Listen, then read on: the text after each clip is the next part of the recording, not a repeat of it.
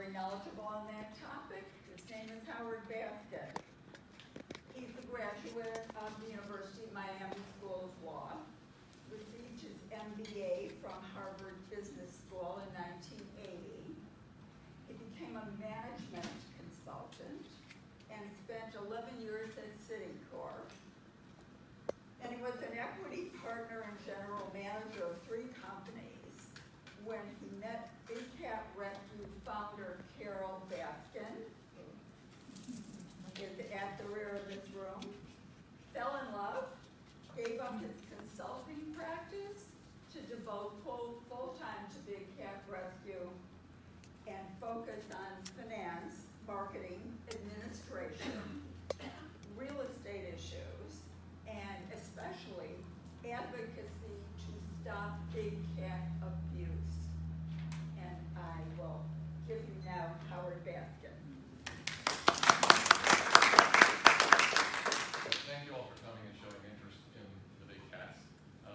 If you look behind me at this strange title, petting that cover, it's all big cats throughout the world, and look at those 2 pictures.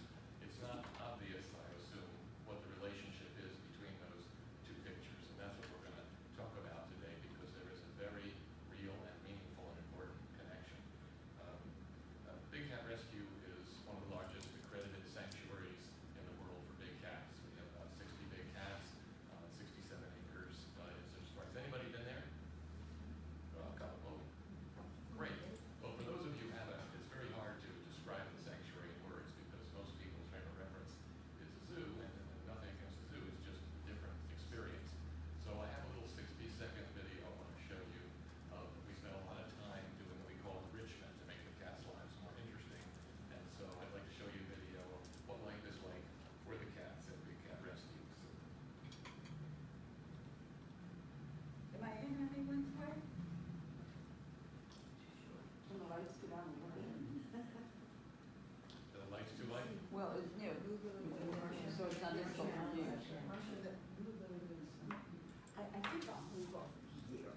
So that everyone. Yeah, I don't know if we need to go that dark. There's a dimmer, isn't there? It's pretty much all or nothing. Okay. Yeah, that's All your right. choices. Well, you don't need to see me that well.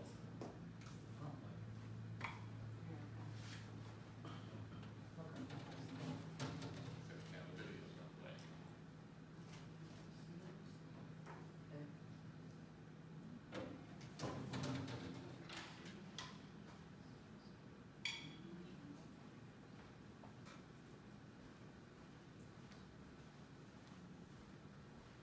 Where's my tech guy?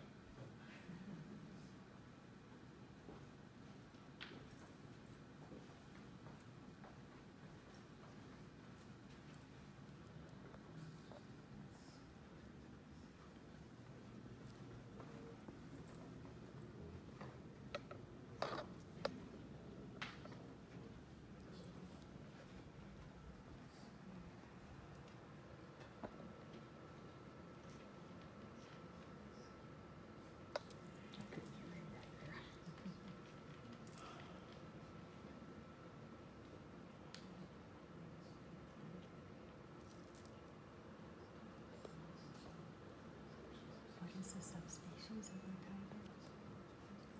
What is the subspecies of Untitled? All of them represent the population of prospects. All this was a prospect.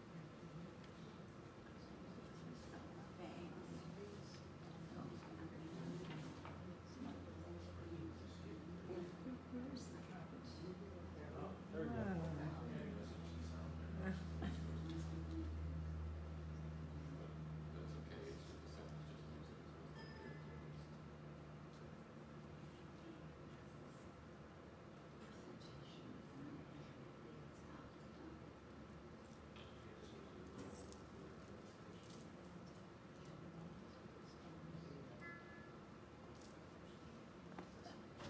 it. Even then. We're just having some technical difficulties.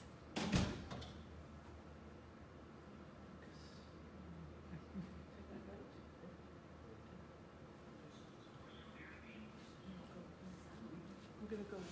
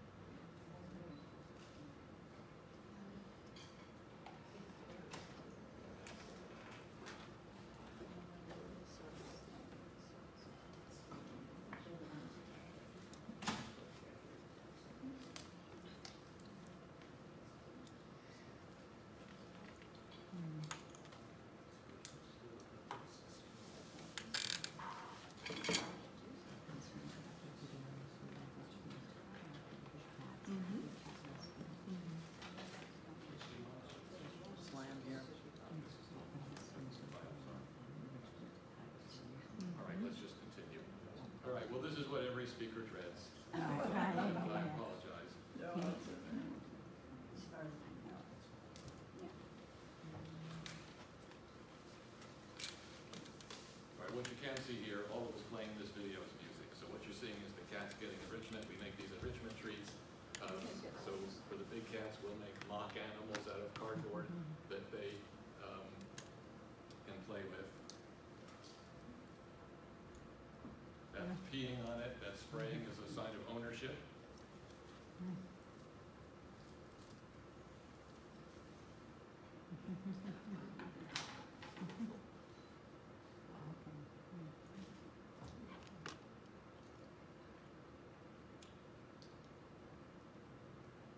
At Halloween, they get pumpkins. At Christmas, they get Christmas trees. This is a male lion and female tiger that live together. They fell in love. And there you go. Okay. Unfortunately, this is not how most big cats live in this country.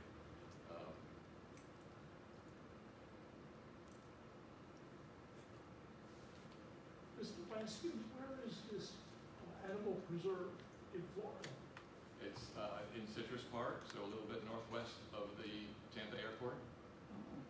I'm going to try to play the other video, and we won't fuss with it. We'll just see if it'll play.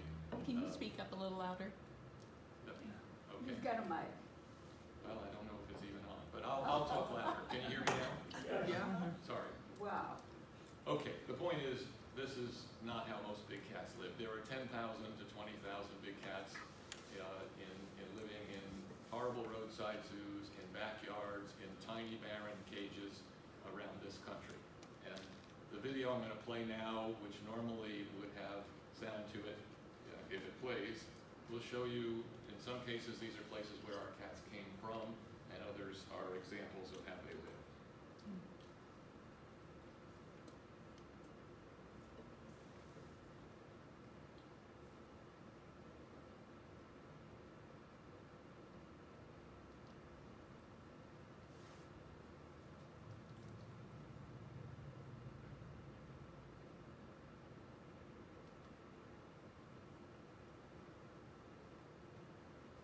This is a cub with ringworm. Ringworm leaves this patch like this. This is a cub who's screaming in this video, obviously unhappy to be held and pet. This is a very tiny, maybe 1 or at most 2-week-old cub that they're using. This is a cub in a mall, a tiny cub about a couple weeks old, screaming its lungs out, which you can't hear, of course. This is a cub with raging diarrhea on display in a mall. This is a man who owns that cub, and he's telling his associates, if the cub doesn't want to walk, just pop him in the ass. And these are some of the conditions after they're no longer usable as cubs, which happens in a couple of months because they're too big and dangerous. They end up in these kinds of horrible, small, chain link, usually concrete floored cages all over the country with very little space.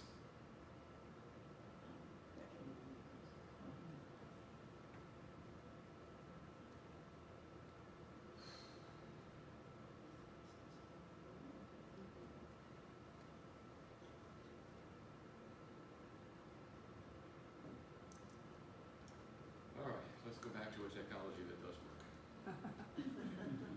All right, so let's take a peek at the tiger in the wild. In 1900, there were estimated to be about 100,000 tigers. Now, in 1981, there were estimated to be about 8,000. And now, they're estimated to be less than 4,000. So obviously, the trend is in the wrong direction. 70% of the ones that we have now are in India, and most of the rest are in those Southeast Asian countries next to India. Why is the tiger decreasing? There are 3 main challenges. One is habitat loss. As more people, then we take on more space and we crowd into their space.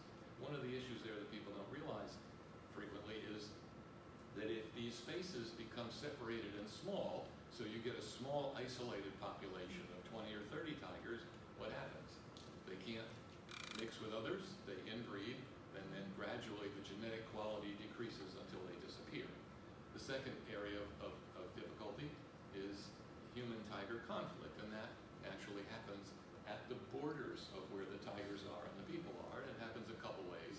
In some cases, the people and tigers share that space legally. in other cases, people are not supposed to go in where the tiger is, but you're often dealing with people who are, subsistence living and who have an enormous incentive to go into those areas to gather firewood because they can't buy fuel or to hunt other animals. The third is the one that affects what we're going to talk about today mostly, and that's the poaching for the illegal trade. So what's the illegal trade? There's an illegal trade in tiger parts, like rugs or teeth to make a necklace from, and then there's an illegal trade in what are called derivatives, and these are things that you make from the tiger parts. So one of the most common one is something called tiger bone wine, and there are a couple reasons for this. The primary one, probably the main one, is the alleged medicinal effects or virility effects of some of these products. And even though the official traditional Chinese medicine community has denied that these things work and tried to convince the public that they don't work, that it's a myth, it's very hard to change these myths, and people firmly believe that these things work. The second thing that's evolved in recent times is it becomes a status symbol, just like often people show their wealth by buying expensive things. It's a status symbol to invite people over and serve tiger meat for dinner with tiger bone wine and have a tiger rug. And there's a huge amount of money involved in this.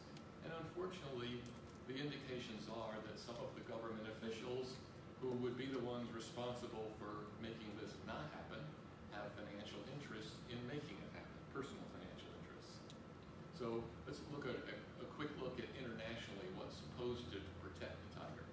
There's an international agreement or treaty called CITES that has this long, unmanageable name. And this was put together in 1973, originally with 80 countries who got together and said, we need to work together to preserve endangered and threatened species. Now there's 183 countries, which is great because most of the countries in the world are saying, yes, this is something we have to do. And they meet about every 3 years, and then between those times, there are various groups meeting to work on the subjects that they're discussing and going to vote on. So when they get together every 3 years, these nations represent, sorry, got something in my throat. Nothing's going right today. You're doing great. I'm going to pass out. No. Okay. And so they get together and make rules, and the nations and the NGOs, the non-governmental organizations, usually animal welfare organizations, in anticipation of CITES, will organize to try to propose rules. And then, and keep in mind, they're dealing with 35,000 species when they do this. And then each nation is supposed to pass laws to implement the People are saying they can't hear you. treaty. Go ahead. My wife is determined to make this even more difficult. Okay? So in the United States, that law that implements CITES is called the Endangered Species Act. How many people have heard of tiger farming? Okay. There are some of the Asian nations, China and a couple of the nations to the south, want to legalize the sale of these parts and derivatives. And there are people who have major financial interests in doing this, and that makes them influential. And so what they've been doing is setting up farms to breed tigers. There are about 200 of these farms in China. And then when these CITES meetings come along, China comes in seeking to change the rules to legalize this trade. And if you look at how many tigers are in the wild in these countries compared to how many are in captivity, what you see is in China, there's less than 50 tigers left living in China. There may be none, but there are 5,000 to 6,000 of them cramped together in these tiger farms, some being illegally used, and others, the hope is on their end that they can legalize it and have this huge business. In Thailand, there are about 200 tigers left in the wild, but they have about 2,000 in these farms. So the argument that the tiger farming countries make is, if we legalize selling their parts and derivatives, and we supply it from the tiger farms, then people won't have any incentive to poach and we'll be protecting the tiger in the wild. That's absolute nonsense for a couple of reasons. One is, it's cheaper to poach a tiger than it is to run a tiger farm and raise one, so there will always be people wanting to do it that way. But the more important one is that the wild tiger is always going to be viewed as the premium product. And so if you legalize it and expand the market and have more and more people using these products, then that portion of them that want to pay up for the premium product is going to grow, and there's going to be more and more incentive to poach the tiger. If you're really interested in really understanding the situation with the tiger and the way the Chinese have been doing these negotiations, there's a wonderful book by Judy Mills called Blood of the Tiger.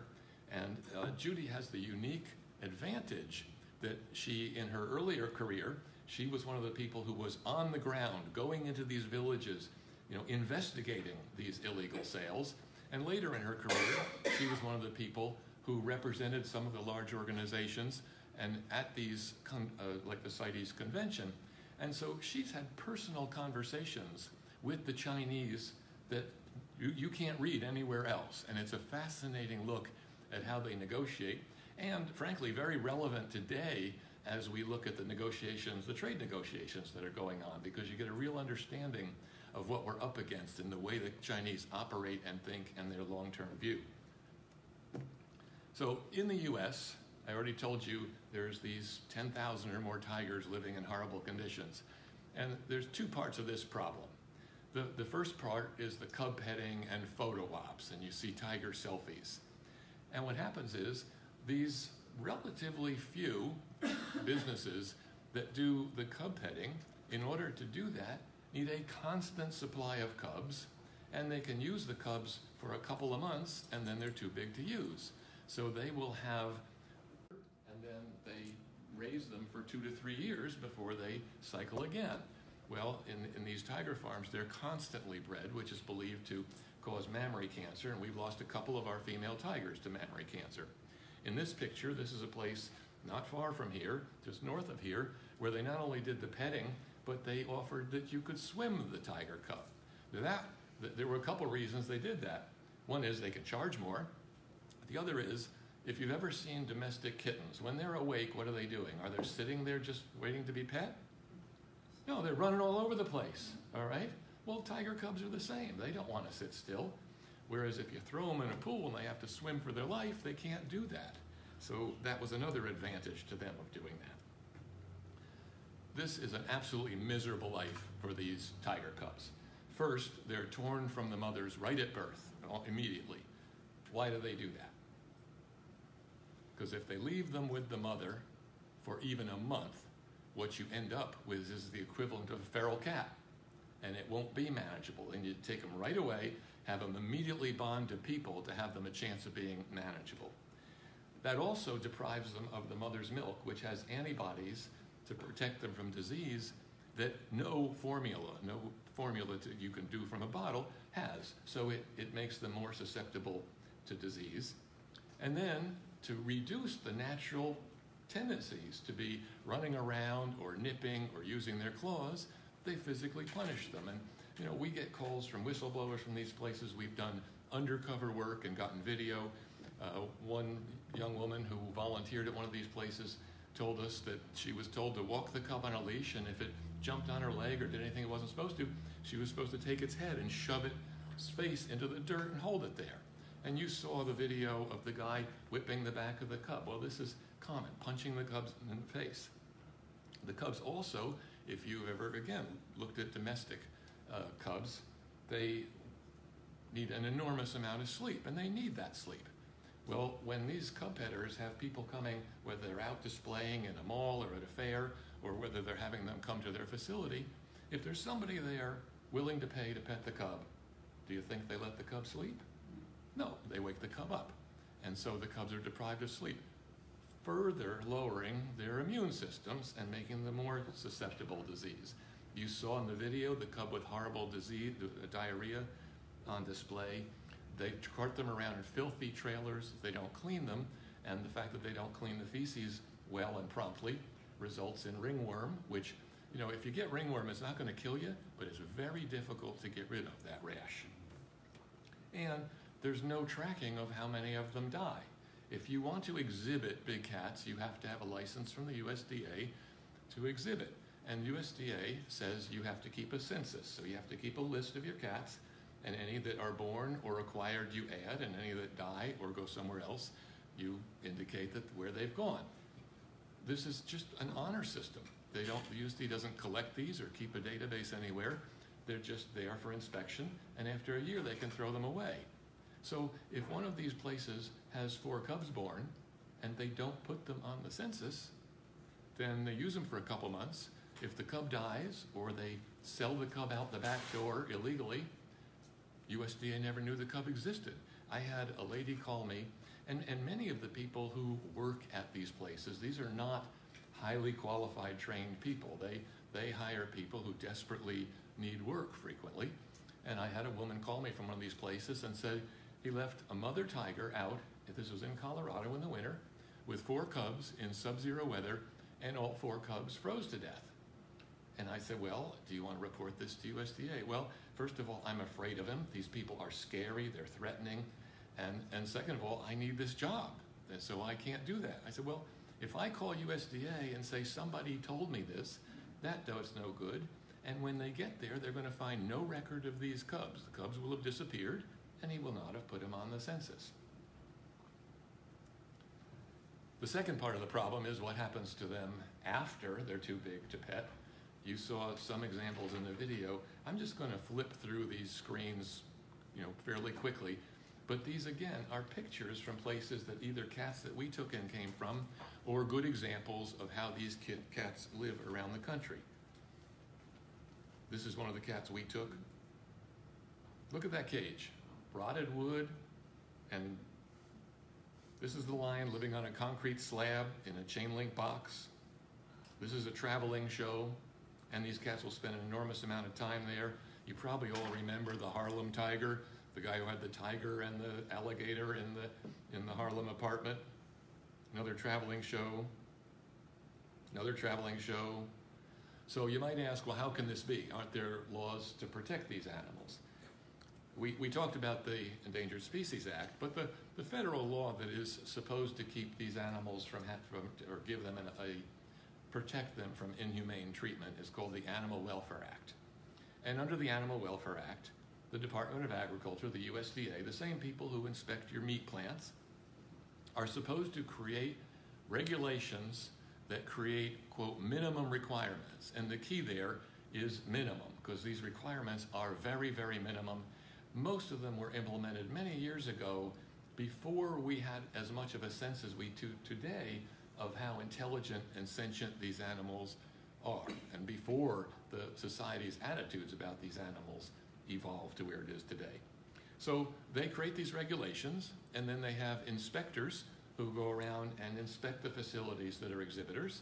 And then if a place is really bad and it continues for years, they may turn it over to an investigator, and they have even fewer, as you can imagine, investigators who may work to build a case that they could take to court. Let's talk about the minimum standards. Let me give you one example. The rule for how much space an exhibitor has to give a tiger, the federal rule is this language you see here: make normal postural and social adjustments with adequate freedom of movement. Now, can anybody tell me what that means? Does it mean stand up and turn around? Yeah. So an exhibitor doesn't know how much space he has to give the tiger, but more importantly, an inspector, and many of these inspectors are very well-intentioned. They're veterinarians in many cases, and some of them really care and are frustrated. They don't know when they can cite someone because the rule doesn't tell them how much space the tiger has to have.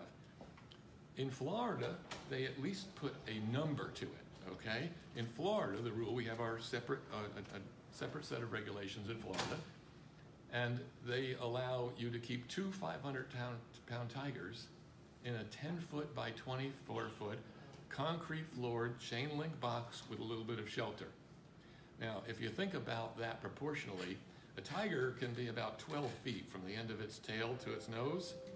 So this would be like taking your domestic cat and putting it in a dog carrier about this big for its entire life. Now, nobody who had any compassion for animals would even think of doing that, and yet that's the rule that we allow in Florida for the tigers. So what you end up with is a row of prison cells at these places, much like you saw in those pictures. Now, let's talk about what happens when the USDA inspector arrives. And I want to make a point that I'm not complaining to you about USDA not doing their job. Yes, there are certainly ways we think they could do their job better. But the point is their job is impossible. And here's why. When the USDA inspector comes, what happens is some of these places just don't let him in. Now, do you think there's a fine for that? No, they get a citation. They get written up in a citation. If they come back 3 months later and they don't let him in again, they get a repeat citation. Most of the times they let him in, but we see a number of places that just consistently don't let him in. When they do come in, the people at these places, and we know this again from these whistleblowers who tell us what goes on at these places. The inspector comes in, they get on the radio and they say, the inspector's here, fill all the water bowls and don't do anything you're not supposed to do. And they delay the inspector while they do that. So you have to wait here until the person who can take you around can come up. And so they can delay him for a half an hour. So they're never going to see, the inspector is not going to see the tiger cubs being punched in the face, right? It's not going to see a cub that is so old that it was an obvious violation to let people pet that cub, because they're not going to be doing it while the inspector's there. So what can they detect? Well, they can look at the caging and see if there's something wrong with it. But keep in mind, some of those pictures that you saw passed these inspections. They didn't get cited for even some of the horrible caging that you saw. If there's something about the animal's condition that's very obvious, like the animal's limping or emaciated or has an open wound, they can tell that. But that's about all they can tell about the animals. They can look at the food preparation area and see if it's sanitary and cite you for that. There are about 700 facilities that have big cats. But these inspectors, and there are about 100, a little more than 100 of these inspectors. But they're not devoted just to those 700. They have a couple thousand places that they have to visit. So on average, they can come by a little more than once a year. There are some places that they come by a little more often, and some places don't see them for 2 years. What ends up happening is a place that is so bad that they violate these relatively easy to comply with weak regulations. They end up being cited for years. We've seen where they've gotten over 100 citations. All they do is get citations, nothing happens. And then they get to a point where USDA says, okay, we have to take the next step. Well, usually the next step is to send them a letter that's called a sentiment letter that says something like, you know, based on these violations, we could fine you $50,000, but we'll settle for $4,000. So just becomes a cost of doing business. They're making money from the cub petting, they pay the fine, and it all starts all over again. In 2008, Congress specifically raised the fines from $3,500 per violation to $10,000, saying that the fines were not enough of a deterrent. All that happened was USDA increased the discount to, on average, it comes out to 86% discount from what they could fine them. They bring very few cases to court, and keep in mind, you know, they have this very limited number of investigators, very limited number of attorneys, so there's just, it's not that they don't necessarily want to, they don't have the resources to take all these crazies who are violating these rules to court. So they have this, the enormous incentive to settle these things. When they do bring them to court, as you can go on for years, and it takes them about 2 years to build the case. So if they take someone to court in 2008, they're taking them to court for violations that occurred in 2012 to 16. None of the violations that happened after 2016 are included in that case. So then sometimes the cases settle for a few $1,000s. Very, very few of these people lose their license. You have to be just horrible and blatantly be violating the law repeatedly to lose your license. And when they do lose a license, what do we see? We then see them operating under somebody else's license. So let me give you an example. This is two tigers that came to Big Cat Rescue, Zeus and Keisha. If you look at Zeus's right eye, you can see there's obviously something wrong. This is the place they came from. That's what the cage looks like. If on the left, you can see that Zeus was emaciated and this eye was getting no treatment and undoubtedly causing him discomfort. Notice Keisha is only a stub of a tail. That's because they had cages with a common wall in the fence, and she was next to lions. And what do the cats like to do? They like to rub against the wall, just like your domestic cats. And one day, from what we're told, one of the lions reached through, grabbed the tail, and bit it off. And you can bet she got no medical care for that. So she got cited for these things for 6 or 7 years, and finally she was one of the few who lost her license. So what'd she do? She had her daughter get a license. And the whole process started over again. And so the only way we got the cats was the daughter and the mother ended up having a falling out. The daughter said, I'm not renewing this license then. And New York State has a law, which many have, that says you can't have big cats unless you have the USDA license. So once they lost the license, they were in violation of New York State law, and New York State was one of the few states that actually went to the trouble of enforcing the law and said the cats had to go. So that's how we ended up getting the cats and having to treat Zeus's eye. We had to put eye drops in his eye every day, which is not an easy thing to do. Zeus has since passed away, but Keisha is still with us. So what has this got to do with the tiger in the wild? When is he going to get to that? There are people at the U.S. State Department whose job it is to protect endangered species. We don't necessarily think of that as the normal role of our State Department, but there are people who are very, very dedicated to this task. And so in order to do that, thinking back what I told you about these CITES conventions, how these rules are made, what they have to do to resist the people who want to change the rules and have tiger farming and sell the tiger parts is get other nations behind us and lead them to oppose this. Well, what happens when they do is the tiger farm countries say, well, wait a minute. You have no standing to be able to criticize us. You don't even know where your tigers are. At least we know where ours are. And because you don't know where yours are, you have no idea how many of them are being slaughtered to go into the international trade.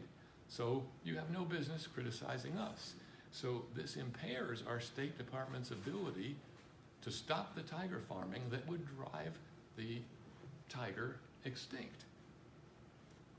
This is an email from the State Department, and I'm just going to read you the top yellow part.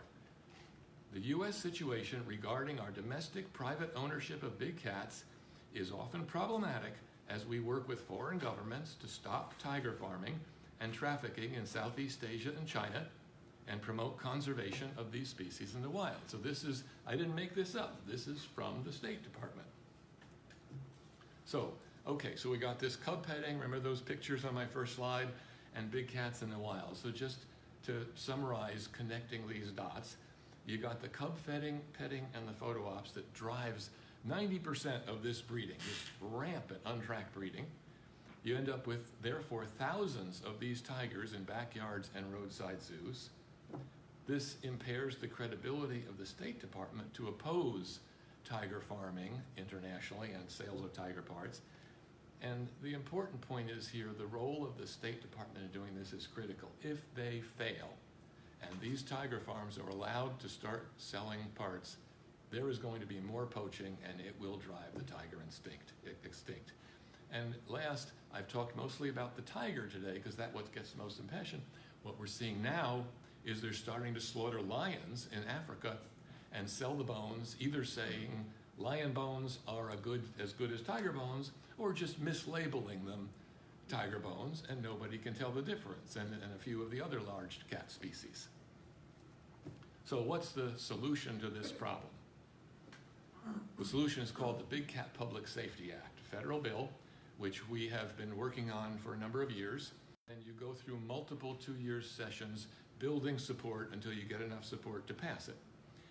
What the Big Cat Public Safety Act would do is end having the cats as pets. It's not going to take anybody's cat away because there's no place to put them. You know, there are very few good sanctuaries. But if we end the ability of these people to acquire more or breed, then over a 10-year period, the existing ones would mostly pass away and there wouldn't be big cats as pets. And secondly, it bans the cub petting and photo ops that drives all this breeding. And if we don't have all that breeding, we will have enormously fewer of these cats to deal with. So what have we done to try to get this bill passed? I was very lucky. Back in 2012, remember the Republican, well, those of you who are local may remember the Republican convention was here. And I got to meet the fellow whose title was Director of External Relations, basically the head PR guy for the Republican convention. Do you think you get that job without knowing a lot of Republicans in Congress? No. He's a great guy, and so 2 years later, when we felt our resources had grown to the point where we could afford it, we worked out to hire him at a very nice discount, which he offered, as our lobbyist. So he has been our lobbyist since 2014, particularly working the Republican side of the aisle. We've worked with the major animal, the large animal organizations. Some of you may not be familiar with these acronyms, but the International Fund for Animal Welfare, the Humane Society of the United States, these are the big animal organizations who tend to have lobbyists on their staff. And so we've been working with them. And then, very importantly, we've had a very successful grassroots effort getting people to contact their congressman, and in particular, to call Congress. Now, why does calling Congress matter? Well, phone calls get valued by those offices much more than emails, okay? Because it's harder and because few people do it. And I'll tell you what really drove us doing this. Early on in the process, Carol and I were in DC, waiting in the waiting area outside the senator's main office where they have a foyer with 2 people who answer the phones. And the one guy was on the phone. And he got off the phone and he turned to his colleague and said, "I've gotten a dozen calls on this issue. This must be a hot issue." And I thought, a dozen calls makes this a hot issue. So that's when we started hammering away at getting people to call. And I'll tell you, I never even thought of calling a congressman before I got involved in this. It is, totally alien to most people to do. And so we have made, to date, by encouraging the visitors to the sanctuary and over social media, we've made over 17,000 phone calls to Congress. And we've made the calls very easy to do. And when you leave, I'd like to give you one of these orange cards. And we have a system where you text cats to 52886 from your mobile phone. Your phone will ring. It'll say you're going to call your congressman. Please put in your address so that we know who your congressman is or your representatives are. And then it dials each of the offices, your representative and your 2 senators. And there's no discussion. You don't have to be knowledgeable about the bill. There's just these 2 people sitting out there taking that phone call and writing down how many are for and how many are against. That's all they want to know. And then they go report to the congressman and say, well, you got a lot of calls about this. Constituents care. And that's what influences the representatives. Obviously, there's also donations that influence representatives. But if enough constituents call, that makes a huge impression. And so we have this little script on the back that just says, my name is so-and-so, this is my zip code, and please, the people who work in these offices refer to the legislators as the boss. And so please ask your boss to end ownership of big cats as pets and abusive cub petting by co-sponsoring the Big Cat Public Safety Act. Now right now the card says when it's reintroduced, because we've just been tinkering with the language and are about to reintroduce it. So the calls that are being made now, we don't have a bill number yet. But in about 2 weeks, we should have a bill number, and then the card, we will change the cards to say, please co-sponsor the Big Cat Public Safety Act, which will be HR 2727 and S3242 or whatever the numbers get assigned. So I'd love to give you one of these cards and ask you to make that call. And So how are we doing? At the end of last session, we had 144 co-sponsors in the House. Those are representatives who go to the effort of signing up in advance and saying, when it comes, we'll vote for it. When we also had many others who, because they were co-sponsoring enough things, said, I don't want to co-sponsor, but I'll vote for it when it comes to the floor. So bottom line is, we had enough votes to pass this in the House at the end of last session because of all these calls and all the lobbying. The problem we ran into is that the chairman of the committee that it first has to go to is a very powerful person, and this particular chairman last session had a long history with the lobbyist for the roadside zoos. And he was not going to let our bill get out of the committee. Now, after the election, the committee has changed. There's a new majority, and the new chairman of that committee was one of our co-sponsors last session. So we have high level of confidence in the House and are working on the Senate. So what is the goal here? The goal is to end the misery, stop all these animals enduring what I've shown you today, and to avoid extinction by taking away this argument that the tiger farming nations have now that diminishes the ability of our State Department to protect the tiger. And so last, how can you help? One is not to do cub petting, to discourage cub petting. If your friend sends you a tiger selfie, I don't want you to go, you idiot, don't you know what's wrong with this? And offend people, because people don't know. What happens? They go to these places, they get told it's for conservation, it's adorable. But what I'd like you to do is say, there's actually, this looks very innocent when you do it, but there's actually a backstory here that I think you want to know. And just send them to cubtruth.com. Easy to remember if you want to take a picture of the screen, and encourage them to learn about it. And secondly, the website where people can learn how to call Congress and actually make the call is another easy URL, bigcatact.com, and to encourage people and put on your social media to encourage people to go there. What I've taken you through to explain to you today how the cub petting affects the tiger in the wild is obviously not easy to do in a 2-sentence elevator pitch, right? We had to work our way through it. So what we've done is we've created an animated video to simplify this and make that point, which if we hadn't used up so much time fiddling with the videos, I would have had time to play for you. But depending on if there's questions and if you'd like to see it, I can play that, or if not, you can see it at cubtruth.com. So I really appreciate your attention and making the effort to come all the way across the campus to see me, and be happy to try to answer any questions.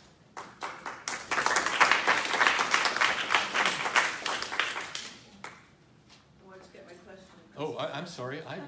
Marcia's supposed to be the...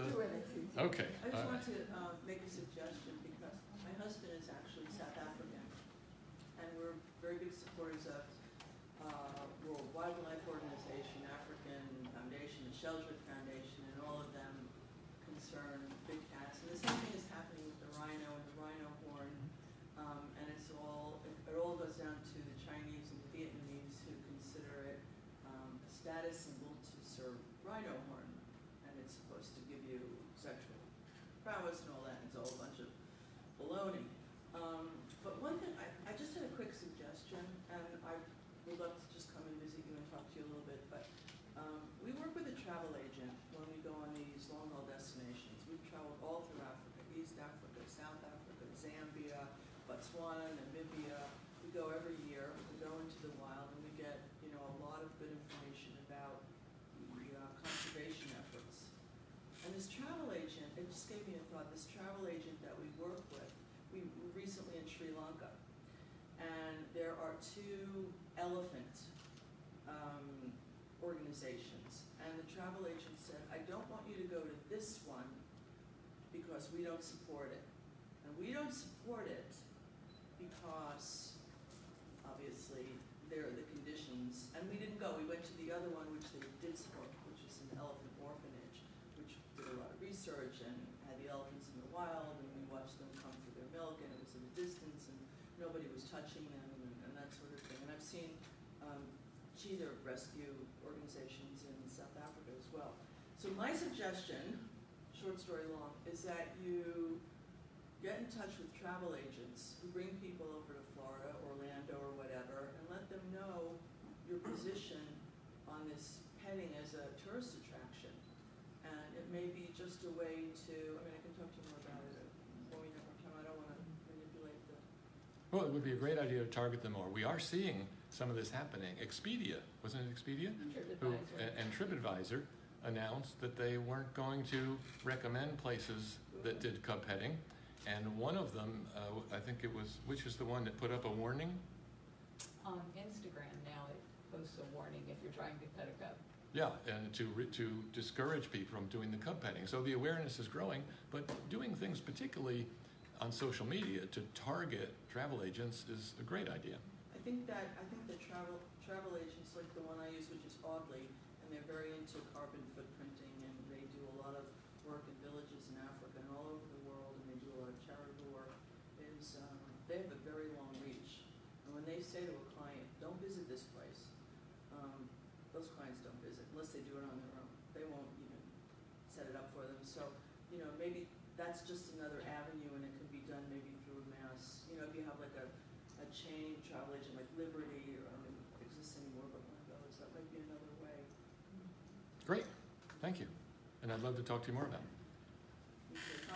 Briefly, I've heard that in Florida they do raise exotic animals for canned hunts. Have you crossed paths with anything like this? Because is that not illegal to raise tigers and camels and other things for canned hunts in Florida? You know, where they put endangered idols or something in a 1-acre pen and lets them shoot it. It depends on the species. So some of the hoof stock that may not be endangered or threatened, there may not be rules about that. We've heard about it, but you know, it's done, what's done illegally is done under the radar. And while years ago, Carol actually encountered a place where it was a canned hunting place and they had tigers. It's like, well, why are they there? Many years ago. But, you know, we haven't found any doing it with tigers in Florida. So that's been shut down. Good. I'll switch and come back to you. So give us At some. the beginning of your lecture, you spoke of the dwindling numbers of tigers. How far west did the natural habitat of tigers once extend? You know, I saw I believe that it went well into Eastern Europe. You know, the tiger in the wild is not as much my expertise as the tiger in captivity, but I remember seeing, you know, original habitat and shrunken habitat, and I believe they went, you know, far through Asia and into Eastern Europe. We think of tigers as warm weather animals. Consider the Siberian tiger. They live in much harsher conditions than the ones in South and Southeast Asia that you were referring to. Right. And they're highly intelligent animals. And their ability to adapt to different climates is really powerful. And they're willing to take on their tormentors. Several years ago, there was a book about a Russian ranger who beat a tiger, stole its food, and decided to stalk him for 3 years. And eventually ate the guy. And it's a great book and a great story. Yeah.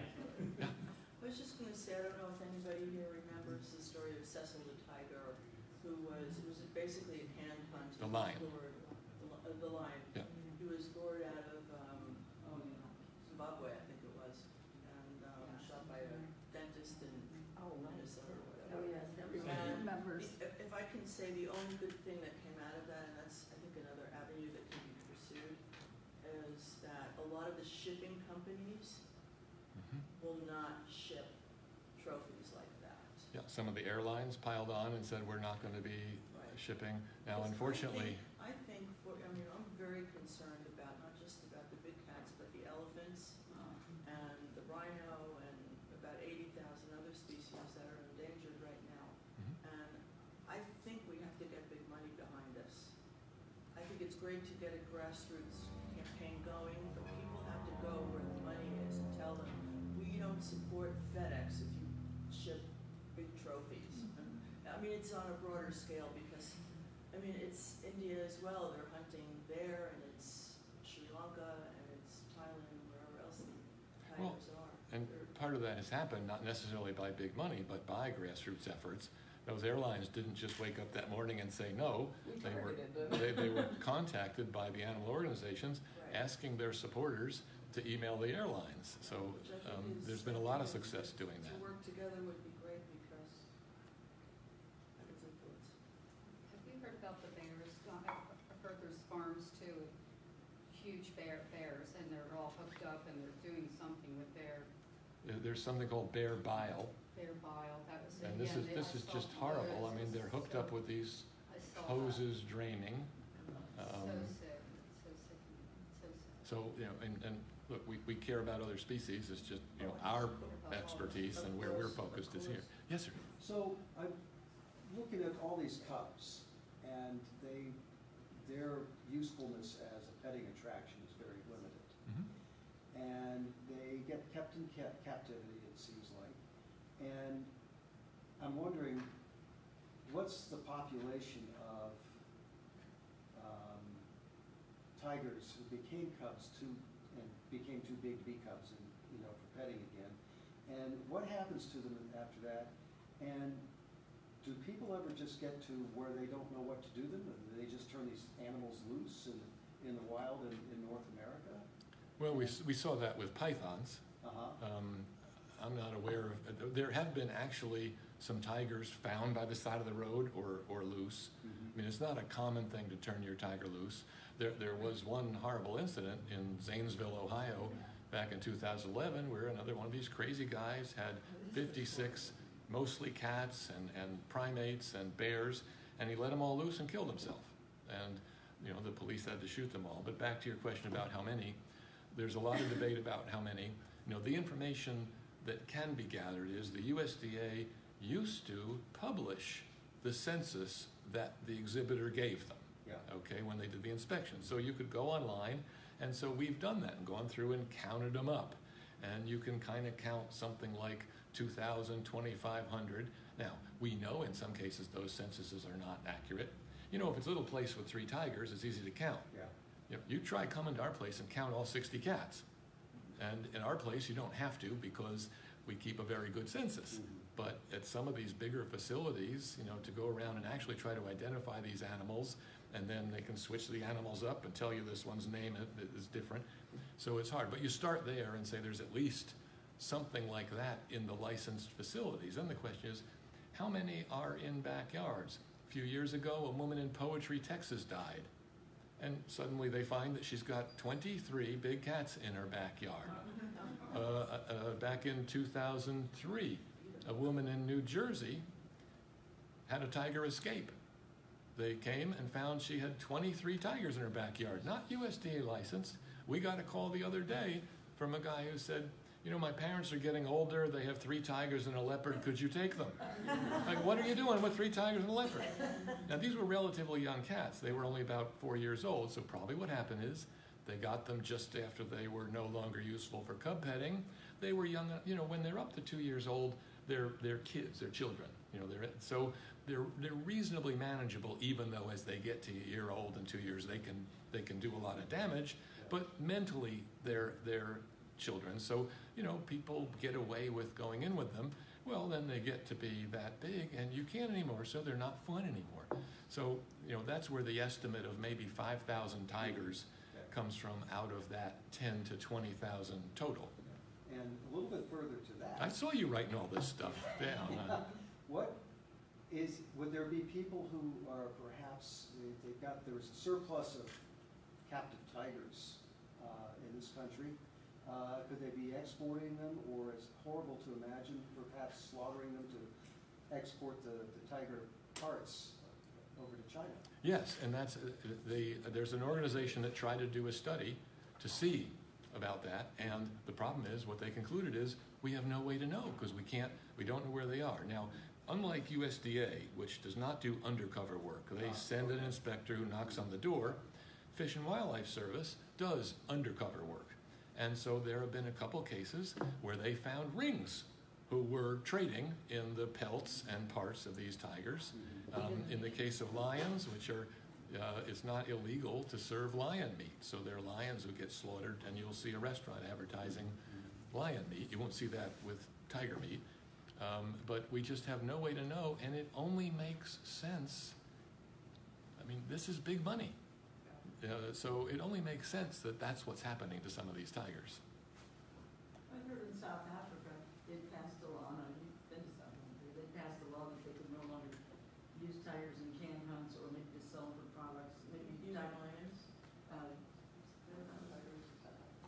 okay, it was trying lions, and they had all these little cubs, but they then were gonna be stuck with it, because they couldn't. Yeah, and they raise them and then They have like 2,000 lion cubs, and what are they gonna do with them? They organize this can hunting, and if they have a law in South Africa that prohibits it, they just ship it over to Zimbabwe or, you know, one of these places. Well, and the big scam there has been that people are told. I have one of your cars on. The big. The orange was. Oh, I'm sorry. No, Yes. Thank you, sir. Thank you. Is people get told, come pet the cubs, it's for conservation, and they have this idyllic life afterwards, and people don't realize that these cubs that they're petting end up in these canned hunts. Can I give you ladies one of these cards? Thank you. And just for you, I'm not going to charge you for the card. Thank you. Perfect. Thank you very much. We're kind of running out of time, I would but love to come I see you. want to thank you all But I for have to go to coming, another panel and discussion. especially I'm want just to Pam. thank Howard and Carol Baskin for being here. Big cat heroes. Yeah, of course. Can I come see you? Please go.